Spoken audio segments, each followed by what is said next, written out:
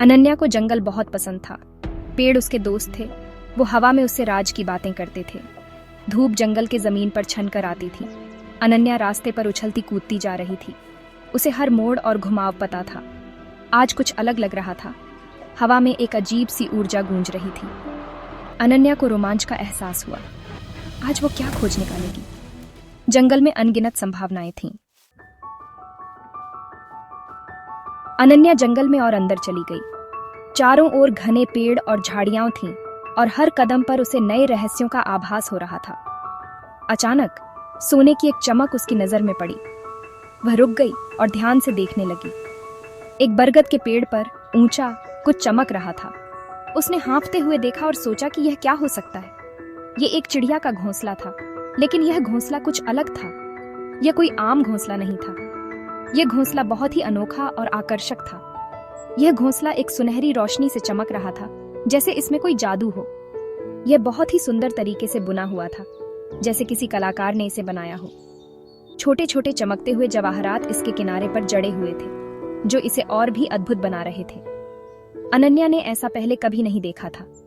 उसकी आंखें विस्मय से चौड़ी हो गईं। किस चिड़िया ने ऐसा घोंसला बनाया होगा?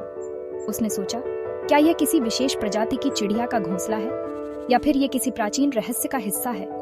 अनन्या ने धीरे धीरे अपना हाथ घोंसले की ओर बढ़ाया, ये जानने के लिए कि क्या यह सच में सोने का है या फिर उसकी आंखों का धोखा।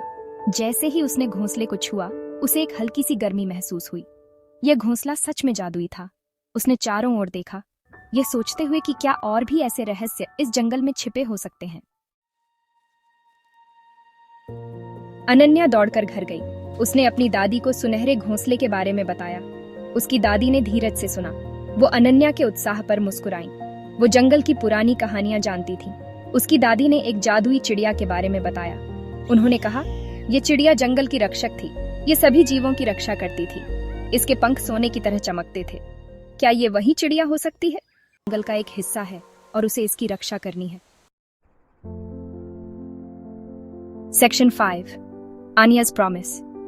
This is the story of a young girl named Anya, who found herself in the heart of a mystical forest, where the sunlight danced through the leaves, creating a magical atmosphere.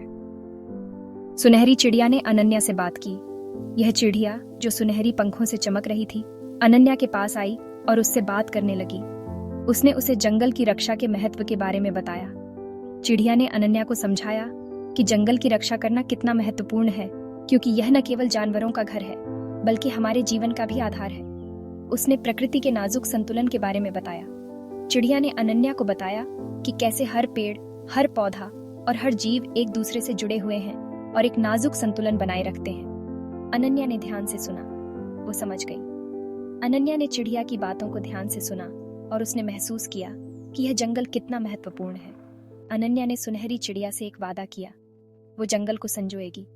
उसने चिड़िया से वादा किया कि वह जंगल की रक्षा करेगी और इसे संजोएगी। वो सभी को इसके अजूबों के बारे में बताएगी।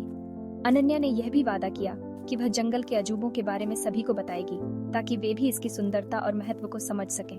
वो इसके राज सुरक्षित रखेगी। अनन्या मुस्कुराई। उसने यह भी वादा किया कि वह जंगल के रहस्यों को सुरक्षित रखेगी और हमेशा इसकी रक्षा करेगी।